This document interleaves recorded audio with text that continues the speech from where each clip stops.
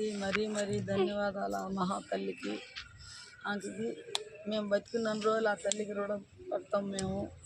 మరీ మరీ ధన్యవాదాలు. ఎస్పీ మేడం గారు చాలా మంచి అమ్మ.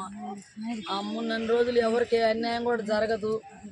కానీ చేయాలన్న వాళ్ళు కూడా చేయలేరు, మార్పు వస్తుంది చేసేవాళ్ళకి కూడాను. కానీ నా కొడుకుని మిడిముట్లు అరెస్ట్ చేయమని సిఎస్ఆర్ గారికి, ఎస్సీ సార్ గారికి చెప్తే రాపూర్ సిఏ గారు సారు, రాపూర్ ఎస్సీ గారు సార్ ఇద్దరు మాట్లాడుకొని 8 గంటల దాకా నన్ను స్టేషన్లో పెట్టి సోమవారం రోజు నైటు తర్వాత నన్ను తీసుకుపోయి మళ్ళీ వేరే దగ్గర నాకు కారులో ఎక్కించుకుపోయి నా బిడ్డల్ని మమ్మల్ని ఎక్కించుకొని పండుకోమని ఉదయం సోమవారం రోజు నైటు మంగళవారం రోజు ఉదయం తెల్లారుజామున 3 గంటలకి నా కొడుకుని అరెస్ట్ చేశారు.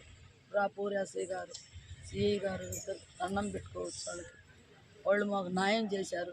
తీసుకుపోయి నా కొడుకుని అరెస్ట్ చేసి జైల్లో పెట్టారు. కానీ ఎందుకని అంటే నా కొడుకు మార్పు వస్తాడని, తాగకుండా నా కొడుకు మారితే చాలని మేము దేవుళ్ళకు మొక్కుతున్నాము. కానీ నా కొడుకు తాగిండంటే ఎవరితో ఒకరితో గొడవ చేయడం ఉండలేడు.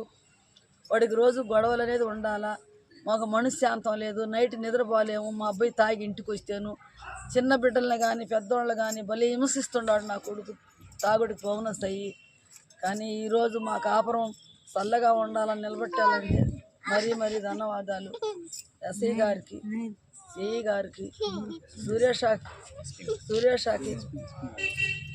సార్కి, ఎస్ఐ సార్కి మాకు చాలా సహాయం చేసింది ఎస్పీ మేడం గారు. ఆ మహాతల్లి, ఆ తల్లికి దండం పెట్టుకోవచ్చు. చల్లగా మహాతల్లి దండం పెట్టుకోవచ్చు. మరీ మరీ ధన్యవాదాలు ఎస్పీ మేడం గారు, మరీ మరీ ధన్యవాదాలు.